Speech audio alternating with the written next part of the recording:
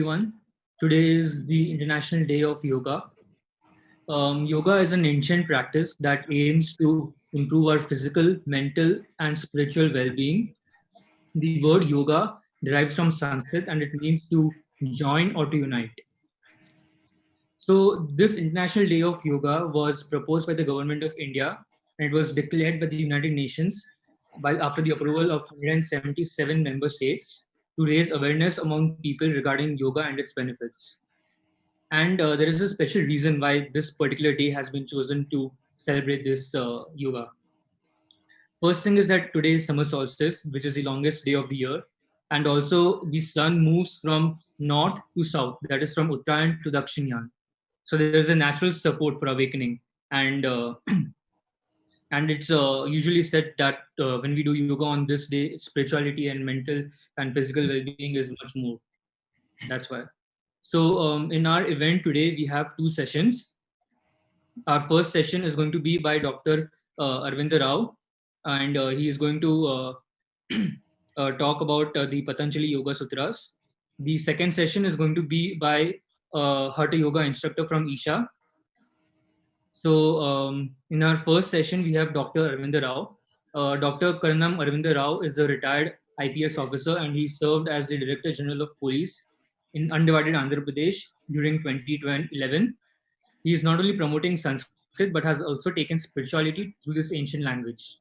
Dr. Rao holds a PhD in Sanskrit and delivers discourses and writes books to explain the teachings of Hindu religion scriptures to many in India and abroad.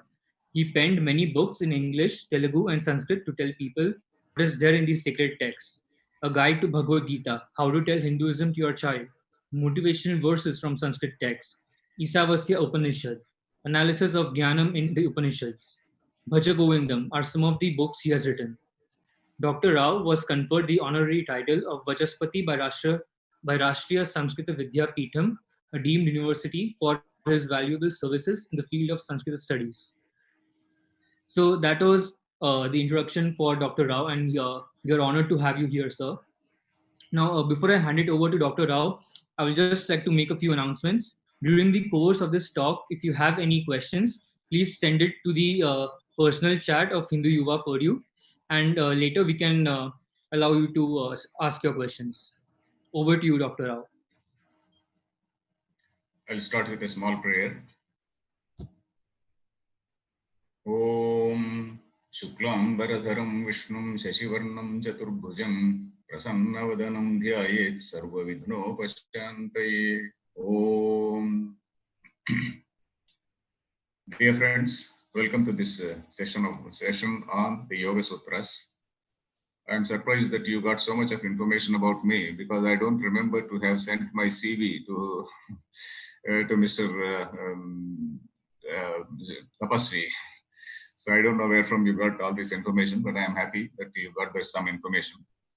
So about myself, one or 2 minutes about myself. You may be wondering as to how a policeman has come into this particular field.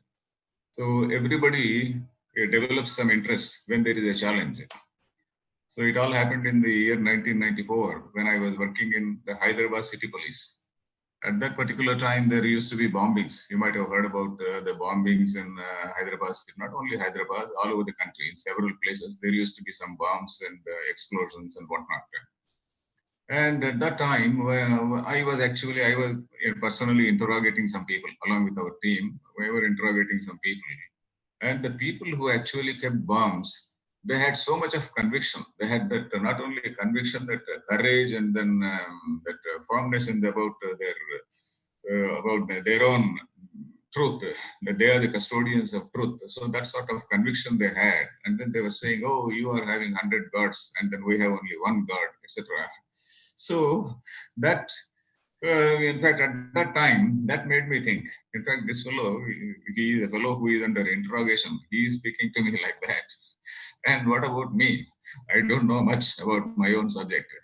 So at that time, from that time onwards, I started studying Sanskrit in a more systematic manner. Though I had some exposure to Sanskrit right from my childhood, from in my family background. But I started studying in a more systematic way. I went to some gurus, I went to some really good teachers, and then I did my MA in Sanskrit, and I also did a PhD. So that is how I was. And immediately after retirement, it so happened that one of my friends, he was running a web channel, not exactly a channel, a website, let me say, called Advaita Academy. So he asked me what to write. So initially I started writing a couple of blogs. Then he said, why don't you teach? Then I started teaching, and then I taught the entire Shankaracharya Bhashyam on the Bhagavad Gita. I also taught Gita for the second time without Bhashyam for a general listener. And I also taught about 6 Upanishads and some other books like Viveka Chudamani and things like that. So that is generally what is happening. That is how I keep myself busy. And I also taught the entire Valmiki Ramayana. If you want the entire Valmiki Ramayana in English, you can also find that on that Advaita Academy website. Right now I am teaching Mahabharata. It is not yet uploaded onto the website. About 30-35 episodes I have taught so far. All that just by way of general background. As I was telling you, this is my first meeting with young people like you. Earlier, I had interaction with school kids, but not with the college students and then very professional people, academic people like you. So this is my first interaction. And I am very happy that you are also pursuing Sanskrit studies, because that is what is our basis. If we do not know Sanskrit, now the danger is our culture is being hijacked by somebody else. Somebody else is writing our narrative, and somebody else says, "Oh, your books are saying like this." So we will be guided by them, and we will be nose-led by them. So that is what will happen to us if we do not know Sanskrit. And moreover, Swadhyaya. This is what you are doing actually, Swadhyaya.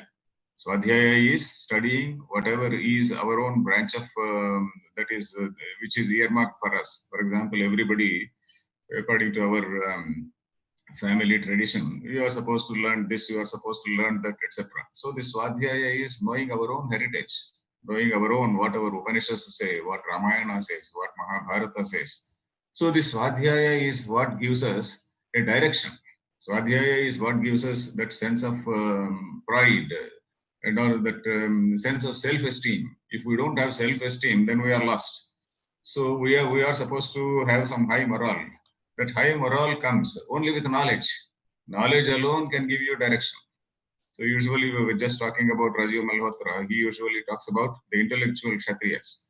So an intellectual alone can be a Kshatriya. A person who is not an intellectual cannot be a Kshatriya. He cannot be a warrior. And you are very well aware that even Gita was taught by a warrior to a warrior. So that is what we find in the chapter 4 of the Gita. It was told by a warrior to a warrior. So it talks about action. So knowledge alone can give us the right perspective. Knowledge alone can give us the right direction. So I am very happy that you are all pursuing Sanskrit, and I wish you all the best in that particular field. So today's subject is the Yoga Sutras of Patanjali. In fact, I read this Yoga Sutras long ago when I was in my MA. This Yoga Sutras has now become very, very popular all over the world. And just to give before going into the text, I just want to give a brief background. Because all of you are the university people, and maybe some of you might have done a great study about the Yoga Sutras. Some of you might have done some research or study also. So I don't want to dilute the subject too much. I want to make it slightly academic also. So from that point of view, I just start with the point of the first slide is about the human quest. Basically, the quest of the human being is usually the usual answer is for happiness, etc. Happiness is okay. But at the same time, we also have a quest. We want answers to our questions. So what are the basic questions?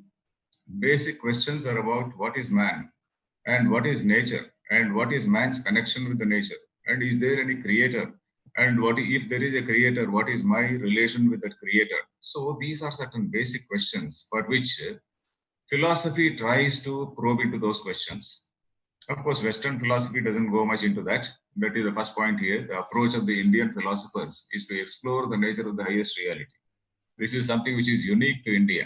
In fact, if you see, Swami Ramatirtha was one man who pointed out that Western philosophy, in the very early stages, he talked about mind. That is, people like Plato. He talked about mind. And prior to Plato also that Parmenides. So he also spoke about the mind. But thereafter, Aristotle onwards, down to what is this, John Locke, David Hume, etc., there is no mention of mind. It is all about examination of the external world. Whereas in India, we have a continuous tradition of examining the mind.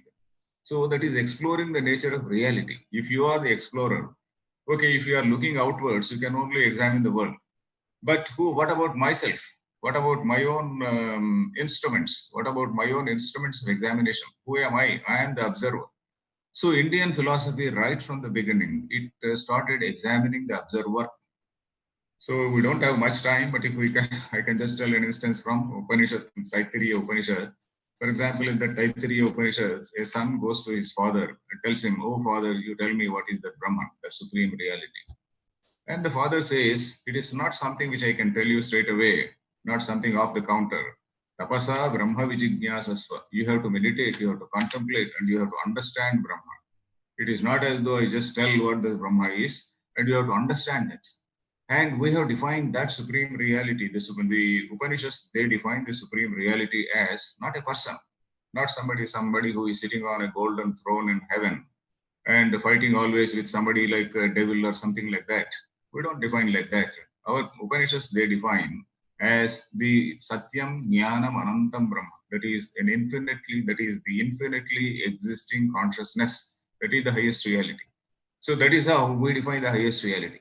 So our question, our examination has always been about what is the observer, and by observing the observer, by knowing what is this, who am I, what is my essential nature, am I this body-mind complex or am I something more? So this has been our examination. So then the examining the nature of mind and also its relation with the consciousness. So the basic question in philosophy and also in modern science, even in the modern science, the debate is whether matter is primary or whether mind is primary. Mind is consciousness. Whether matter is primary or consciousness is primary. And this is the question which the West has been posing in the last 2 centuries only, from 18th century onwards only, after their interaction with Indian philosophy. But here we see that my relationship between the mind and consciousness, this is there in all our systems of philosophy. And the question is intelligence born in the mind or is it something independent of the mind? And mind is said to be inert. Mind, we all think it is an intelligent thing, but mind is something which is inert. It is only a fine reflecting medium. It is a sort of fine reflecting medium, like a very nice mirror, which is capable of reflecting the light. So this has been the question. And as I said, is intelligence primary or the mind? And now the modern science, that is also investigate. The science is grappled. It is probing the same question, and maybe science may be able to say decide this way or that side. We do not know. And philosophers, you see, they basically differed on this particular point, and that is the reason why we have got separate different darshanas. You might be knowing this word darshana. Darshanam means when you go to a temple, you have darshan of Lord. Darshan is seeing. But here, drushya prekshane, that is the dhatu, that is the root. Darshana is a school of thought, we can say. Darshana is a school of thought. So we have got different schools of thought. And those schools of thought, for example, there are 6 schools of thought which accept the authority or validity of the Vedas. They are called the Astika Darshana. Astika does not mean theist. Astika and Nastika, in normal Sanskrit, they mean theist and atheist. But here, in our convention, in Shastra convention, Astika Darshana means those which accept the authority of the Vedas. And these people, they accept the authority of the Vedas, but at the same time, they also interpret the Veda to suit their own philosophy. So that is what we find. And then there are some Nastika Darshanas. There are some other Darshanas like Buddhism, Jainism, Charvaka. Charvaka, the meaning of Charvaka. Charu plus Vaka. Charvaka means very sweet words. So Charvaka, they became very popular because, okay, there is no tomorrow, there is no next birth. Yavat jivam sukham jivet, ranam kartva ratam pibet. You enjoy, today you enjoy, and then once you die, there is no question of coming back, you just enjoy. So that sort of philosophy was also there. So Charvaka, they didn't accept the Vedas, but their quest also is the same. Charvakas, of course, I have not read much, Lokayatavada, but Buddhism and Jainism, their quest also is exactly the same. Though they do not accept the authority of the Vedas, though they are silent about God, they don't reject God. Buddhism and Jainism, they don't reject God. They are merely silent about the God.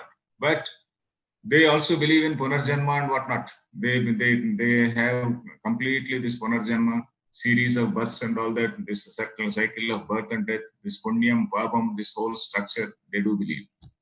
Then again, we find that this Sankhya and Yoga, they are called the twin darshanas, because Sankhya is a particular system of philosophy. And I was telling about the 6 darshanas. The 6 darshanas, if I want to name, that is what is called a Nyaya and Vaisheshika darshanas. They are basically materialist darshanas. They believe, their idea or their argument or their proposition is that matter is separate and mind is separate.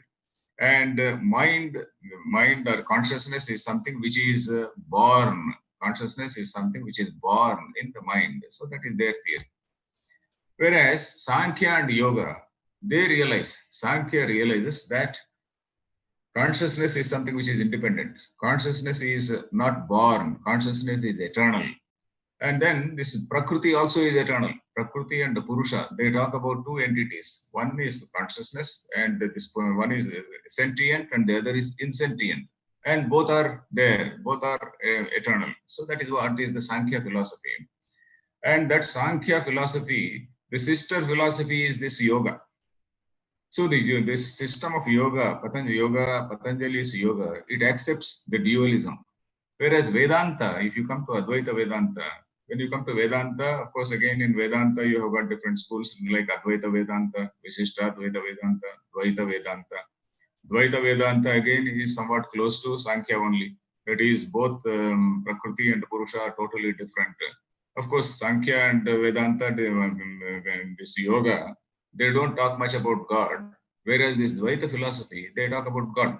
They talk about God, and then there is a personal God. There is a personal God, he is a Vishnu, etc., etc. If you could take this Madhvacharyas, this Dvaita philosophy. And Visishtadvaita is also very close to Advaita.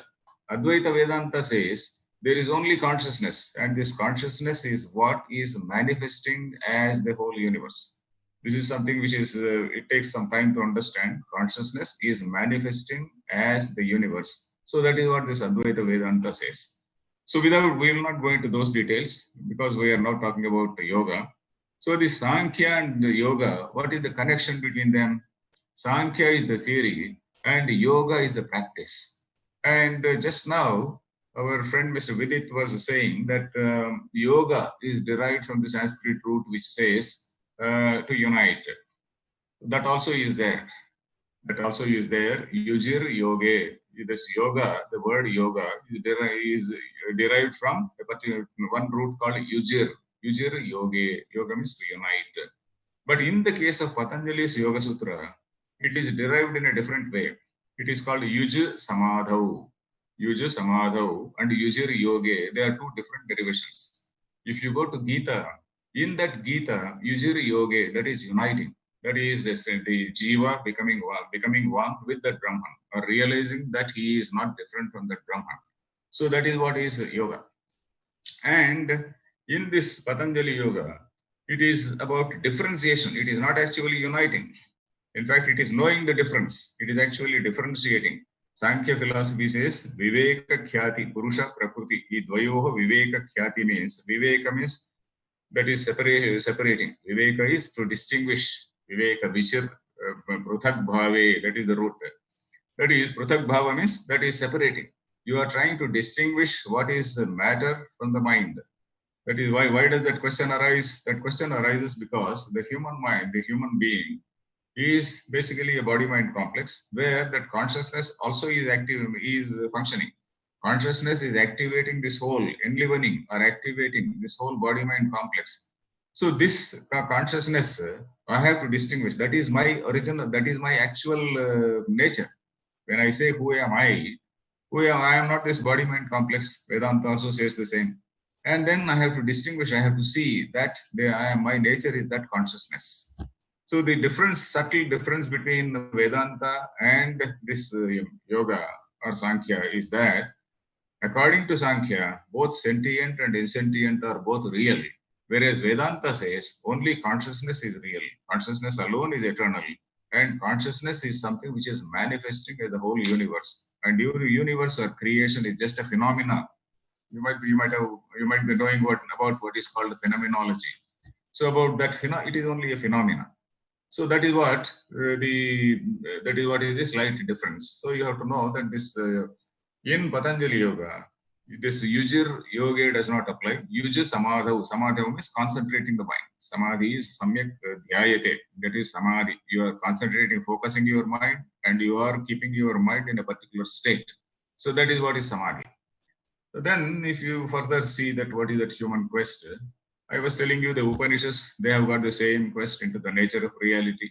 And many of the Upanishads, they do mention yoga, the practices of yoga. For example, Kathopanishad mentions, and another Upanishad called Shvetashvara Upanishad mentions.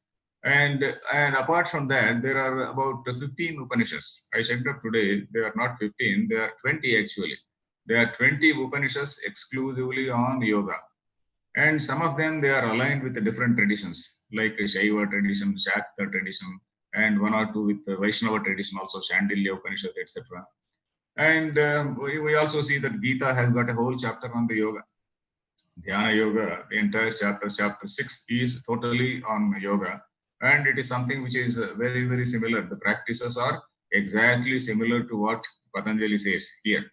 So we need not go into the question about whether Patanjali was older or Gita was older. And this yoga tradition seems to be quite old. Yoga tradition is there right from for a long, long time. So we cannot say whether Patanjali drew from the Upanishads, because Upanishads, they mention this yoga principles. Mahabharata mentions Mahabharata, Gita being only one small part of Mahabharata. It is not only in Gita, but in several other parts of Mahabharata. Sage Vyasa mentions these yoga practices.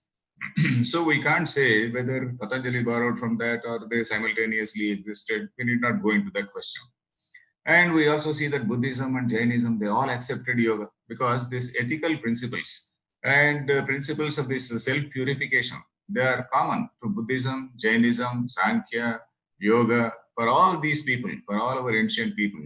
This self-purification is something which is very, very important. It is Vedanta or Buddhism or Jainism is not an intellectual exercise.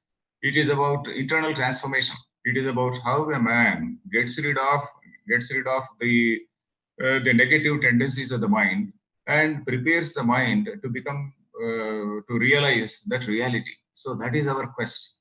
An impure mind cannot realize that reality. So the mind has to be purified. So that internal transformation is the main objective here. And Patanjali's Yoga Sutra, what is the difference? What is the distinction or distinguishing feature of this Patanjali Yoga Sutra? Because this is the first systematic compilation. Though it is allied with the Sankhya school, Sankhya again, it does not even talk about God. Sankhya philosophy does not even talk about God, but at least yoga, it has got mention of God. We'll see that later. So now let us see what exactly is this yoga and why this yoga is popular. We'll just see. We see that if you see the other Shastras, suppose I don't know whether you have seen the Shastra Sabhas.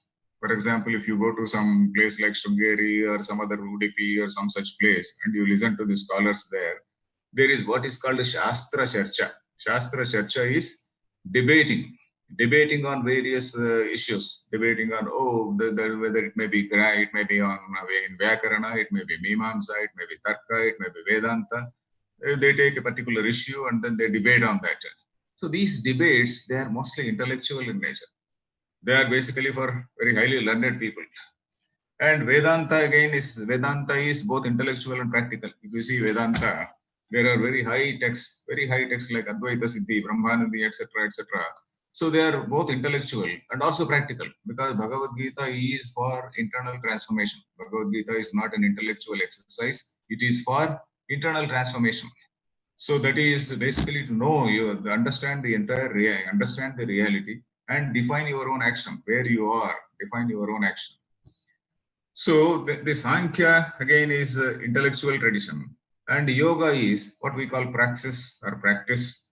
Close to, it is almost close to Vedanta in practice, though they differ ultimately at the final level, whether there are two things, matter and mind, or whether consciousness alone exists. So except on that point, all other things are almost common.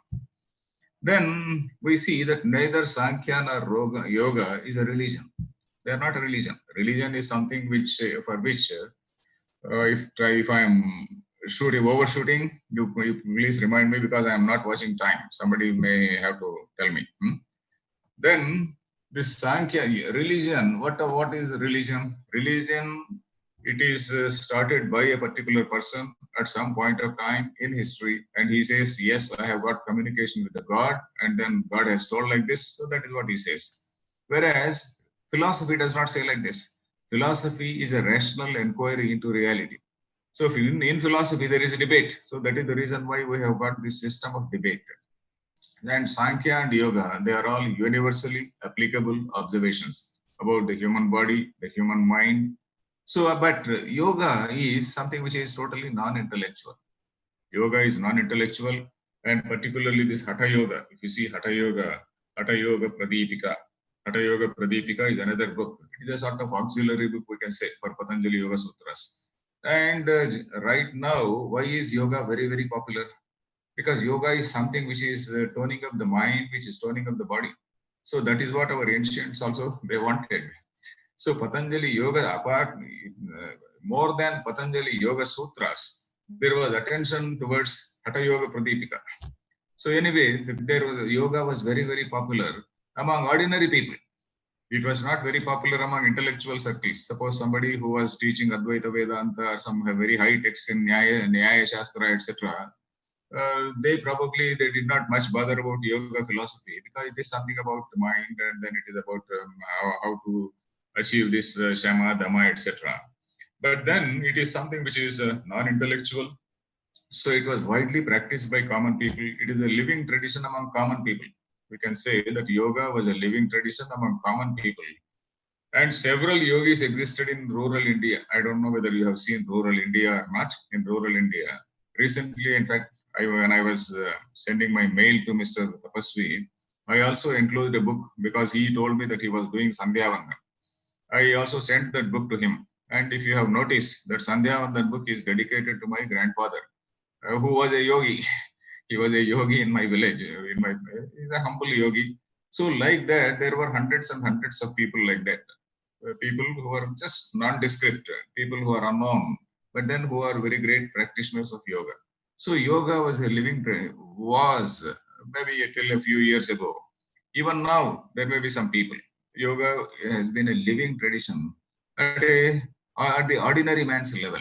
So that is what we find about yoga. And now I'm coming to the basics. I was just telling you this yuja. Yuja means samadhu. What is the samadhi? Samadhi is total absorption of mind in a particular thing. You are contemplating anything, the mind is absolutely absorbed in that. There are two types of yoga. Of course, we are not going into details. In one type, the mind is absorbed into a particular object. You are fully aware of that. In the other one, the mind totally discards, totally dispels, totally vacates all ideas, all thought processes. They just disappear. So that is what is yoga's chitta vritti nirodha. They say chitta vritti nirodha means all thoughts, everything is totally eliminated, and a person remains in the state of pure consciousness. We will also see that. And Patanjali's text, if I want to give an outline of Patanjali's text, it is a very brief text. It is in the form of aphorisms, what we call sutra. Sutra is actually an aphoristic statement, very terse statement, not using too many words, and then it gives the complete meaning. And usually this sutra is something which needs some elaborate commentary. Sutra, straight away, if you read sutra and if you want to understand sutra, we cannot understand. Even whether it is Brahma Sutra or whether it is Nyaya Sutra, we have got elaborate lot of sutra literature. Brahma Sutra, Nyaya Sutra, Vaisheshika Sutra, and Yoga Sutra. So like that, all these sutras are there. So this sutra, they are aphoristic statements. And for this also there are several commentaries. And then again, what is the subject matter here? The principles of body-mind control, they are the same because the body-mind complex is same. So the principles about body-mind control, they are the same as we see in the Upanishads. And one important factor we see here is, one important point or discovery by what I call it, conscious practices, they influence the unconscious mind. So this is an important discovery. So if a person, if he wants to change his personality, that is quite possible. He has to consciously practice certain things. So by this conscious practice, we change what is called the unconscious mind. Unconscious, again, we have to explain. Suppose you take a water body, somewhat like a lake. The surface of it is like our conscious mind. The bottom of it, that bottom of it is like the unconscious mind. So, and suppose I have got some interaction. Today I am having some interaction with you people. And this interaction leaves some impressions in my mind. And those impressions are certain things which go down to the bottom of that lake, to that unconscious. So they are there. And again, at some point of time, they just come up. When some stimulus is there, these things, they do come up. And then again, those things get activated. So they are called the samskaras. Samskaras, they are called the latent impressions. And those latent impressions, they can be good, they can be bad, they can be abstract, they can be obstacles for knowledge, they can be obstacles for samadhi. So I may throughout my life, right from the beginning, right from my childhood, I have developed so many samskaras, and sometimes these samskaras may be obstacles, and sometimes they may be good. So I have to eliminate all the bad samskaras. So this is something which happens only by conscious practice. So this is what we see here. And the final goal of yoga is not physical or mental well-being, but it is about realization of self. Though physical and mental well-being, they are actually making what is called big business. So in the US, people say that it is a sort of multi-billion-dollar industry. Yoga is a multi-billion-dollar industry. If somebody can teach yoga, he will make a lot of money. So, but then yoga, the ultimate aim of yoga is not that. The ultimate aim of yoga is to realize one's self. Then we now come to chapter 1. Chapter 1, as I said, there are 4 chapters. Each chapter is about 40 to 50 aphorisms. And altogether, there are 195 aphorisms. So if you see, if you are acquainted with this Yoga Sutra, Patanjali tells the most difficult points first. He is first defining what is samadhi. Instead of saying what is mind and what are called chitta vrittis, what exactly happens in the mind when you look at an object. Suppose I look at an object.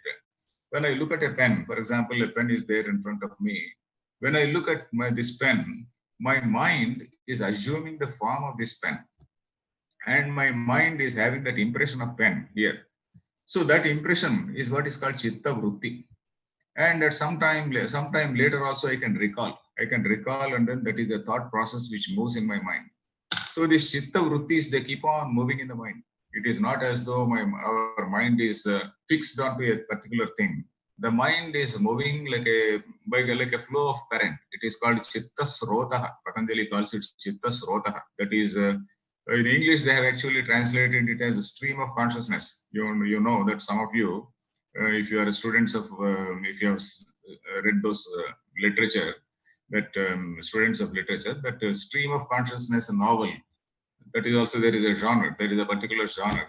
So the stream of consciousness, etc., they are all direct influences of, this is yoga only, their Western people's interaction with our books.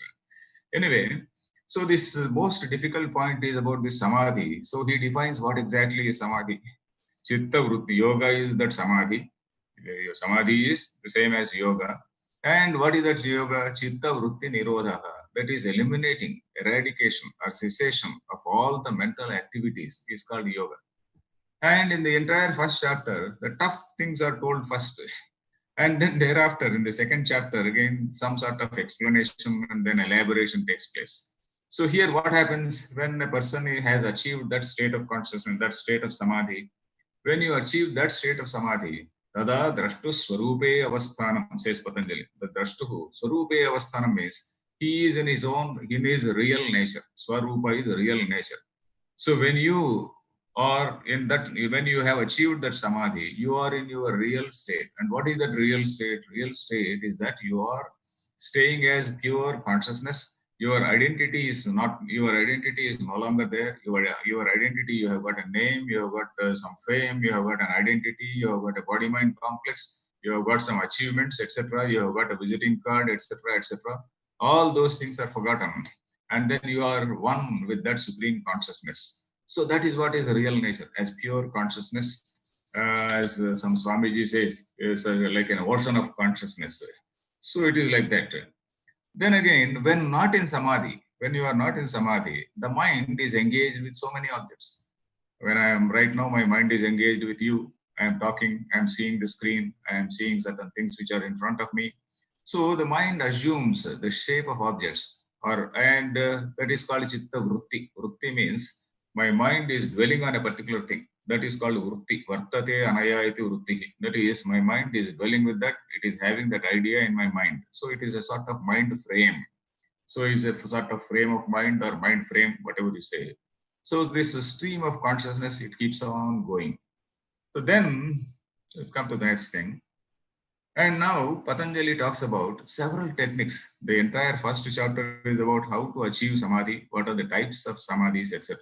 So he talks about what is called chitta vrittis, and then how exactly this, how a person has to gradually withdraw from sense objects and attain that purity of mind. And that is possible only by examination. Viveka, the word viveka means examination, distinction, distinguishing or discrimination. You know the book called Viveka Chudamani. Viveka Chudamani means Viveka means the discrimination. You have to analyze and distinguish. So that is what is called Viveka. So that Viveka leads to Vairagya. Vedanta, there is a principle that Viveka, when you are examining things, you know what is real and what is unreal, what is ephemeral and what is eternal. So when you analyze in that manner, then gradually you will withdraw from certain unnecessary things, and then the mind becomes purer. And then Patanjali talks about these two levels of that samadhi. I was telling you one in which the petitioner is totally aware. Petitioner is totally aware of the object of meditation. He has got an object of meditation. And at a higher level, this and the second level samadhi, that is a higher level samadhi, in which he remains as pure consciousness. So that is what is called objectless consciousness. Usually, when I see something, what happens? There is this object in front of me, and I am the knower, and this is the known, A-N-O-W-N, known, that is object, and there is a process called knowledge.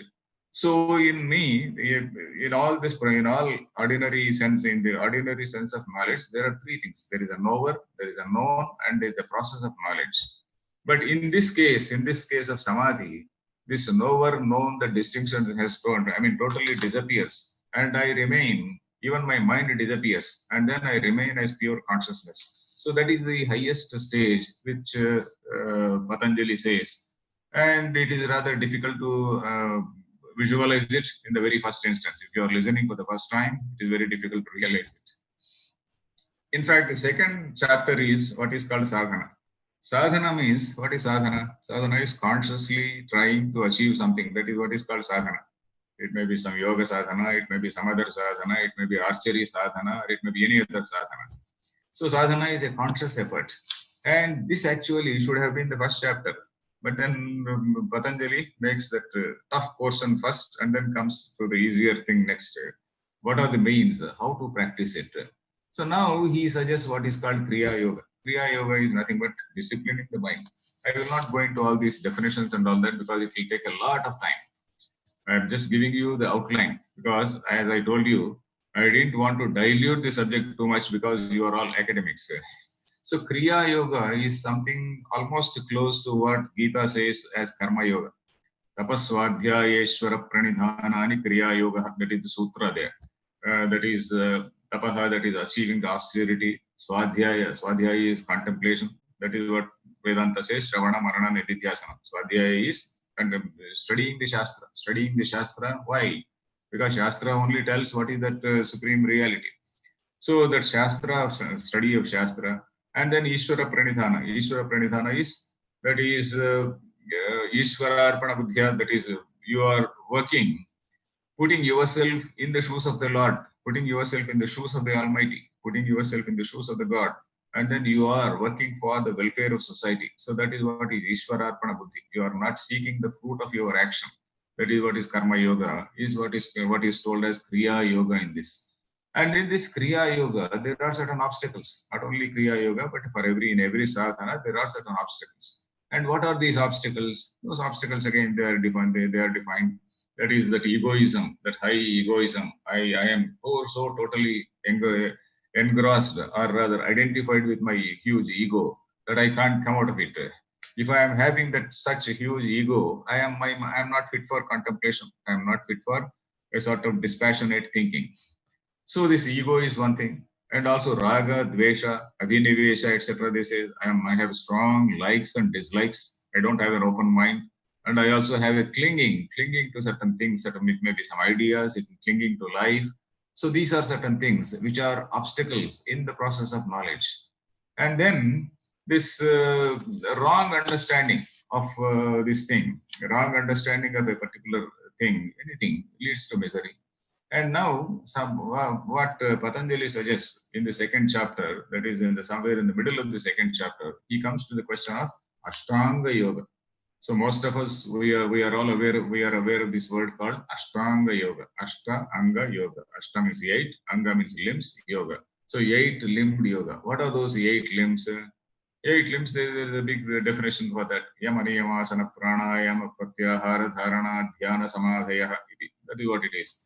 Yama is, so the first thing we can do is to control our overt actions. Suppose I'm looking at something and I want it. So the one way is to go and grab it. If I go and grab it, I may get beaten also.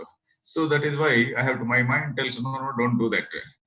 So anything, Yama is controlling the overt activity. The mind is maybe desiring. The mind may be full of desires, but I just control my overt actions and I control myself. So that is what is a Yama. In Vedanta also it is called a Dhamma. In fact, in Vedanta it is called a Dhamma. Dhamma is Bhakyendriya Nigraha Dhamma. That is, you are controlling your activities, though your mind is running after them. The second level is controlling the mind also. And controlling the mind can happen only when we do Viveka. Viveka is investigating into their nature. What is the nature of this? Is it good or bad? Not only on ethical level, but also at the philosophical level. Is it eternal or is it ephemeral? Totally ephemeral. So this is how this investigating control of body, it can take place only by study of scriptures and also by anchoring, having a sort of anchor called God. Here, of course, this yoga mentions the concept of God. And here the concept of God is not like what we find in religion.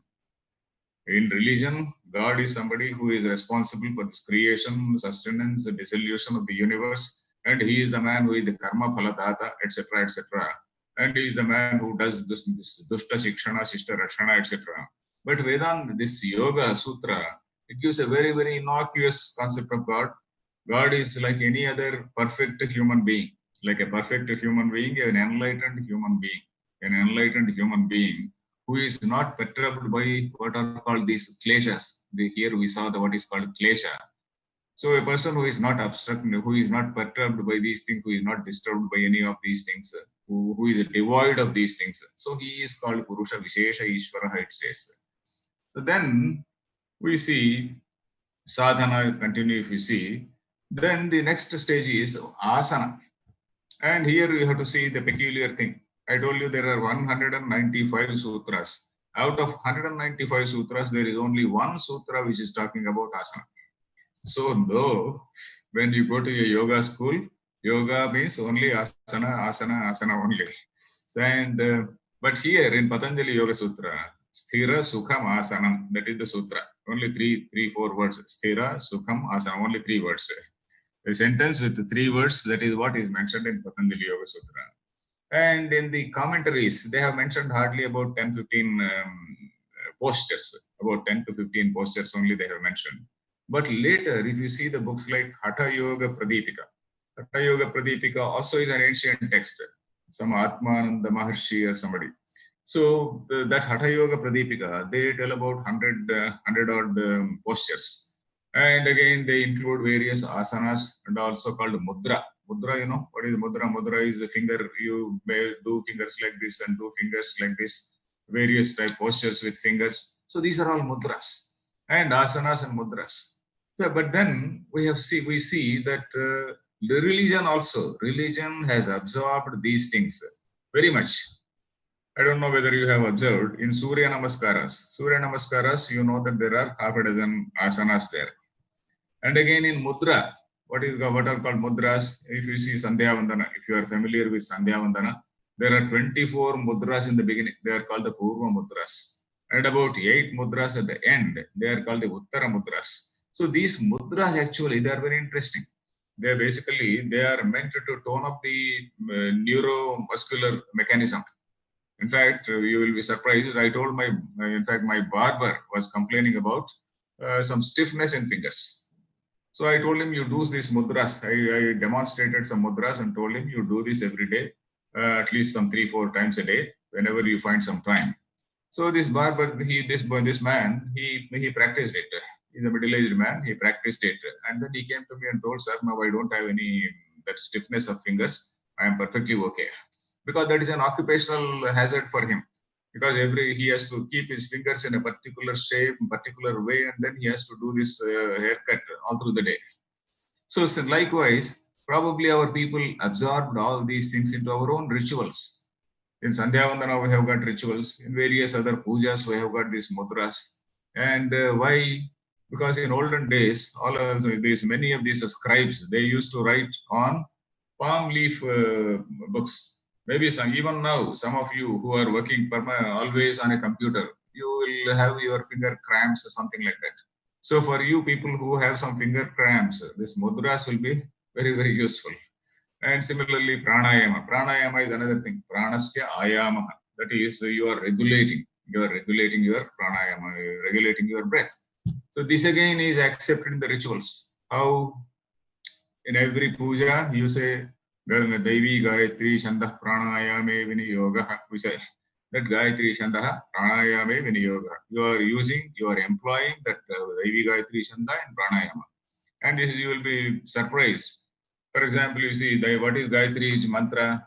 If you see the complete Gayatri mantra along with this Vyahruti, Om Bhuhu, Om Bhuvaha, Om Suvaha, Om Mahaha, Om Janaha, Om Tapaha, Om Satyam, Om Tat Saviturvarenyam Bhargo Devasya Dhimahi Dhiyo Yo Nah Prachodayat, Om Apo Jyoti Raso Amrutam Brahma Bhurgo Swarom. This is the whole Gayatri mantra. And if you do this Gayatri mantra with pranayama, suppose with this Puraka, Kumbhaka, Reshaka. Puraka means I inhale through one nostril. There is a big process. Again, this breathing also is there is a big system. So I will not go into that. So suppose I inhale through one particular nostril, and then while inhaling, I recite the entire Gayatri mantra which I told just now. And again, I have to retain it inside. I have to retain that breath inside and recite that entire Gayatri mantra. And again, while exhaling slowly, I have to recite that Gayatri mantra. So one pranayama, 3 times I am reciting this Gayatri mantra. And in fact, recently I was listening to this Patanjali, this gentleman, Baba Ramdev. He was saying this is a great test for COVID. Whether you have COVID or not, if you want to test yourself, do this pranayama. And if you can control, you can keep that breath inside. Puraka, Kumbhaka, Reshaka. That Kumbhaka, if you can keep, you need not worry about this COVID. So regular pranayama is something which is going to help us in getting rid of so many things. And in fact, flabbiness also goes away. Then again, pranayama, then have an object of meditation. Yeah. Then again, Patanjali also suggests you can have an object of meditation. It is a sort of alambana. Alambana is a sort of support, a sort of crutch to lean on. Then again, what can be this alambana? You can have a mantra, you can have om, or you can have this idea of God. That is, this alambana. Then again, the next step he talks about is pratyahara. Pratyahara is withdrawal from sense objects. Withdrawal, slowly withdrawal. And this pratyahara happens only by learning, not otherwise. Only by learning and also by practice. Abhyasa vairagyabhyam tan nirodha, Patanjali says. Abhyasa, abhyasa, abhyasa. You have to do practice and also vairagya. You have to develop vairagya through reading only, through study only. And again, focusing the mind is this dharana. Dharana is this concentration of mind. Concentration of mind is this dharana. And then again, dhyana. Dhyana is meditation. Meditation, we know that meditation is the most difficult thing. We want to continue. We want to, in this concentration, the difference between concentration and meditation is, in concentration, you are just focusing the mind on a particular thing. In meditation, there is a stream of consciousness. There is a flow of thought. And there is a continuous flow of thought. So here it is described a flow of similar thoughts, unaffected by dissimilar thoughts. It is a continuous flow of thoughts, unaffected by dissimilar thoughts. Taila dharavat tulya pratyaya santatihi. That is how it is defined. Asankirna cha atat pratyayehi. That is, Tailadhara, suppose you take some oil into a beaker and slowly pour it. If you slowly pour it, it is like a string. It doesn't break into globules. It goes in the form of a string. So like a Tailadhara, tulya pratyaya santatihi. That is a continuous stream of thoughts, continuous flow of similar thoughts, undisturbed by any dissimilar thoughts. So that is what is this is dhyana. Suppose I am meditating on some particular Gayatri Mata, Gayatri mantra. Before Gayatri mantra, there is a dhyana shloka, Mukta Vidrama Hemanila. So I am contemplating on the nature of that, on the nature of that Gayatri. Or Gayatri mantra, suppose I am concentrating and I am meditating on that. I am meditating on the meaning of that Gayatri mantra. So that is meditating on the meaning and having a continuous flow of thought on the same subject. That is what is meditation. And total absorption when nothing else is known. So the total absorption is samadhi, and that samadhi is two levels, I told you earlier, where there is an object of meditation, and the second level where there is no object also, that is pure objectless consciousness. So these 8 steps which are told right now, yama, niyama, asana, pranayama, etc. These 8 steps, I think I have some time, not much. These 8 steps, they are successive in nature, but then they can be practiced simultaneously also. I'll very quickly run through. So the third chapter is about vibhutis. Vibhuti means you have this chapter called Vibhuti Yoga in Bhagavad Gita. That is various manifestations. So here also this vibhuti is somewhat similar. A person gets lot many supernatural powers, supramental and supernatural powers. He has got the dirgha drushti, dirgha shravana. So various things, dura drushti, dura shravana, etc. And again, knowledge of past lives, languages of animals, and knowing the mind of others, influencing others, entering the body of others, etc., etc. And where that Patanjali says a practitioner should not get attracted to these. And the higher goal is what is called Kaivalyam. Kaivalyam is, Kevalam is one. Kaivalyam is the state of oneness. The state of oneness is you have to distinguish yourself from the body-mind complex and remain as pure consciousness. That is what is Kaivalyam. So Kaivalyam, Kevalasya Bhavaha Kaivalyam. Kevalam is one. Keval, Hindi also we have got the word Keval. Keval is one. Keval Singh, Sardarji also they have that name Keval. So anyway, this chapter 4, it talks about this Kaivalyam or oneness. So this here again, this chapter 3, we can actually, I have not seen so far anybody with all those supernatural powers. But this Kaivalyam is something which again is analysis of mind. It is again something which is epistemological discussion. And again, there is a discussion on mind and its relation with consciousness. And here again, there are certain concepts the Buddhist concepts. Some of you might be knowing about what is called Kshanika Vijnanavada. So the Kshanika Vijnanavada, etc., such concepts are refuted by Yoga Shastra. And almost similarly, like Vedanta refutes Buddhism, Sankhya also refutes Buddhism. And this dissolution of the subtle body, these are the points which are discussed in that Kaivalya. You know that we have got a gross body and a subtle body and a causal body. So this is the subtle body, dissolution of the subtle body. And again, staying in that state of pure awareness. So that is what is Kaivalyam. So this is how I have just given a very, very broad outline. And this broad outline is very, very difficult to compress that whole thing in 1 hour or 45 minutes. And now we see that yoga is something which has now become very, very totally universal, because yoga is something which does not talk about any god. It talks about spirituality, a sort of godless spirituality to which a modern man is modern man is fascinated. If you talk to a modern man about God, he is not fascinated. But you talk about spirituality, what is it? Spiritual but not religious, SBNR. So that type of thing, people are fascinated. So yoga has become very fashionable also. It is becoming universal for various reasons. And particularly in the 18th century, when the West had an interaction with India, that particular period is called the 18th century Enlightenment. Some of you might be knowing. West, they had two phases of enlightenment. One is in the 16th century, that is the Renaissance, when the West saw what was Greek literature, Greek and Roman intellectual heritage. When they saw, that was the first thing, that is the Renaissance. The second Renaissance is the 18th century Enlightenment.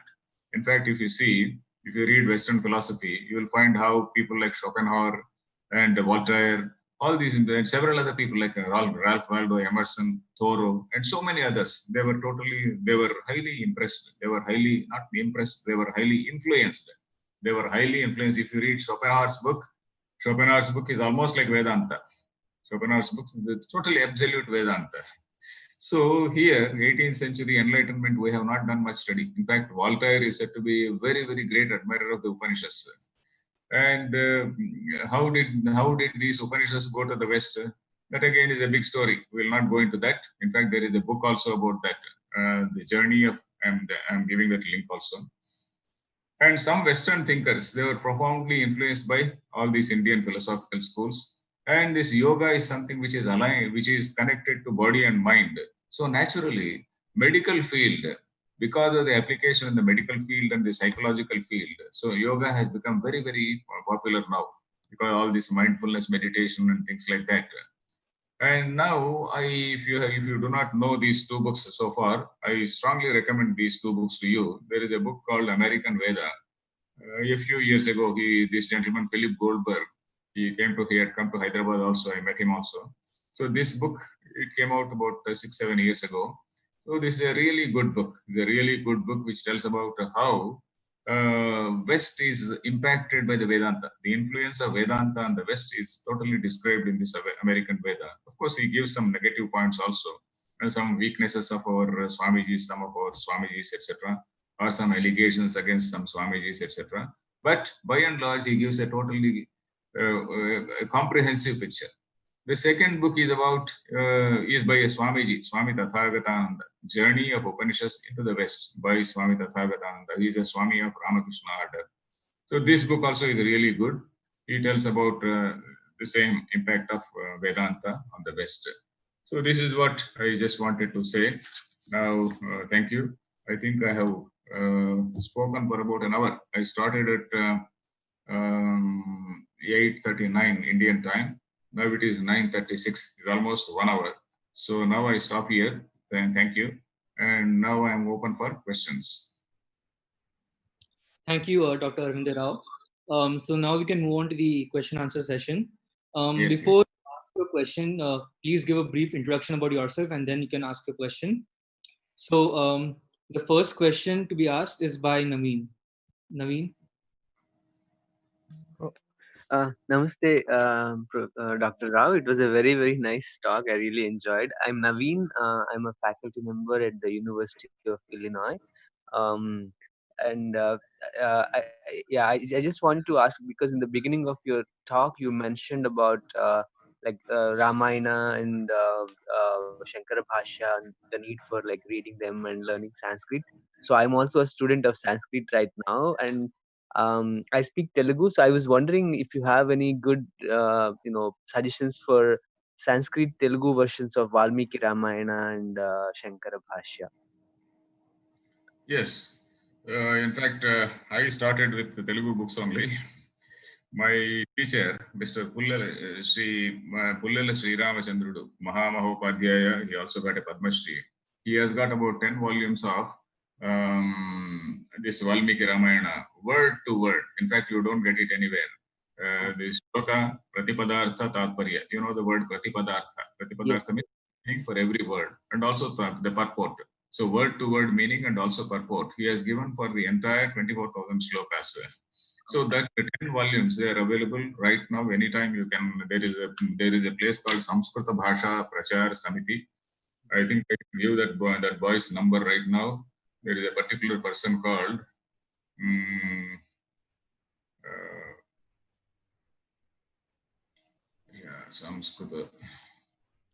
Samskrita Bhasha. If you can note down Samskrita Bhasha Prachar Samiti, Arun Kumar. Okay, I'm taking the note. Yeah. Where has it gone?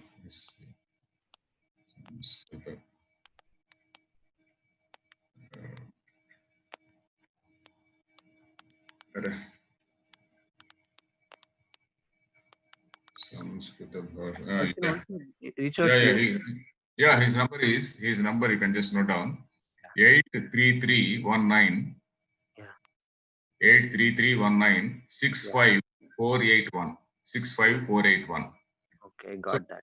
But there is a person called Arun Kumar. He can send you those 10 volumes, and also the Bhagavad Gita along with in Telugu, Shankaracharya's commentary, and also Telugu elaborate explanation by the same gentleman, Pullala Sri Ramachandrudu. You may note down the name. You might have heard that name also.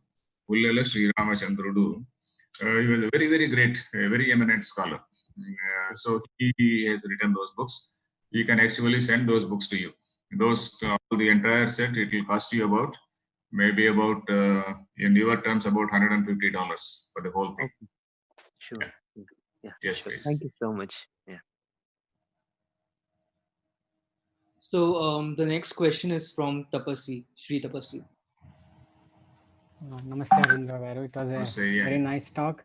So my question I is, think it was too academic and very, very, very, very brief anyway. Okay, please tell me. So I am introduce myself. I am currently doing my PhD in materials engineering from Purdue University. So my question is regarding samadhi. So you talked about samadhi being dissolution of mind, but so in Viveka Chodhanam, whereas other Vedanta texts, we talk about something called Anandamaya Kosha, which is above the level of, or which is something that pervades the level of mind. But is it not that, is there a chance for confusion that samadhi is actually people are in the state of Anandamaya Kosha, but it's not actually that real consciousness? Can you resolve this confusion? Yeah, you are right. That is the reason why Vedanta, Advaita Vedanta says that what yoga calls as samadhi is a sort of lower level samadhi. That is because so long as you are in that samadhi, you are enlightened. You are there in that state of consciousness, etc. But the moment you come out, then again you are in the world of duality. The difference between Advaita Vedanta and the yoga is, in the yoga, in that state of samadhi, is a sort of temporary state. You are in that samadhi for some time, and then again you come out. When you come out, again you are in the world of duality. Whereas in this Advaita Vedanta, what they say is, when you are aware, when you are in that state of awareness, even whatever you may be doing, whatever action you may be doing, all those actions, they are non-actions. That becomes akarma. So that is what Krishna calls akarma, karmanya karmaya pasyet, akarmani cha karmaya. That shloka is there in the Bhagavad Gita. Karmani akarma yah pasyet. Even when you are doing an action, it is not an action because that karta is no longer there. You become akarta, abhokta. So that is the state. That is the basic distinction between Vedanta and yoga.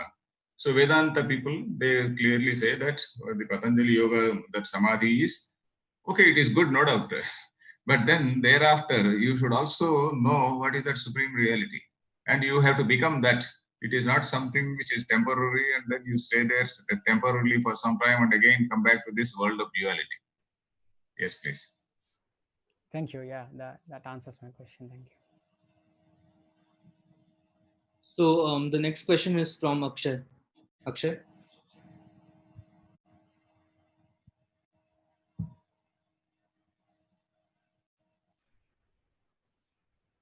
So I think I have confused you enough, so you don't have questions. Yeah. Namaste, Arunji. Thanks for that. Nice talk. The question. Yeah, yeah. Voice is not clear, please. Is it better now? Yeah. Okay, so the question I have is more related to the practical aspects that you were mentioning related to COVID. That certain pranayama, if we do, then we should be sure about that there is no effect. We are safe from the COVID. So I wanted to ask two questions about this. One is, first, can you just tell that again, what it was? And the second is that a lot of such things are told to us in the modern time as well about the power of these practices, the power of following the rules and these things. I know that one way is to trust those things and practice, and then we get to know what they are. But is there some other way also? Do the people, those who claim these things, do they verify them very strongly, or our texts have some evidences of strong verification of such things happening? Yes, the first thing is about explaining that. I was telling you, meditation is on a particular subject, isn't it? The concentration is different from meditation. Meditation is a continuous flow of thoughts on a particular subject. So suppose I am meditating on the meaning of Gayatri Mantra. So I tell that Om, Bhu, Om, Bhuvaha, Om, Suvaha, etc., the whole thing, and then concentrate. And I also combine it with pranayama, because our people have combined it with pranayama. Because if you are told, okay, you do pranayama, it is good for health, people will not do. Oh, you have to do it along with Gayatri Mantra, you get a lot of punyam, etc. If you say like that, we'll do that. So on the pretext of punyam, our people have combined this ritual with pranayama, a ritual with Surya Namaskaras. So in this pranayama, there are three elements, that is Puraka, Kumbhaka, Rechaka. You might be knowing it. That is breathing in, that inhalation, retention, and exhalation. That inhalation, while inhaling, you slowly recite that Gayatri Mantra. For the entire duration, you slowly, for those 10, 12, 15 seconds roughly, you have to inhale air for about 15 seconds. Then again, retain air in your lungs for about 15 seconds. And again, finally, you release air again through the next, the other nostril, slowly again for 15 seconds while reciting the whole mantra. So you recite the mantra, while reciting the mantra, you inhale. Again, while retaining, you inhale. While exhaling, you retain. You recite the mantra. So like that is one cycle of pranayama. So if you are perfectly able to do that, then your lungs are in a very perfect condition. In fact, this is what our Patanjali, our Baba Ramdev was saying. I also think it is practically also, it is really practical, because COVID has something to do with our lungs. So when you are able to do pranayama properly, it is just normal sense that, okay, you are in a fit condition. So that is one thing. The second question is, yes, there are many people who have practiced all these things and then who have achieved very good results. And more than Indians, in the Indians, I feel that they have forgotten this yoga recently. Till about 50, 60 years ago, I also saw a lot many yogis, even in rural areas. I was telling you, my own grandfather was a yogi. So like that, several people were there. And many Vedantis, they were also practicing yoga. But now you find many practitioners are actually Tibetan Buddhists, etc. Because if you find the Western articles on this yoga, they have done many experiments with the Tibetan Buddhists on some extreme conditions, how they were able to survive, etc., etc. So those people, they seem to have done more practice. And somehow in India, we have, somehow we are disconnected with that now, and we have moved away from that. So though it was a very much living tradition till recently, even in the rural areas, it's a common man's tradition. Yes, please. Okay, so now we'll move on to the next session. Thank you. The Thank you. Very nice interaction with you all. Thank you. Thank you, Dr. Rao.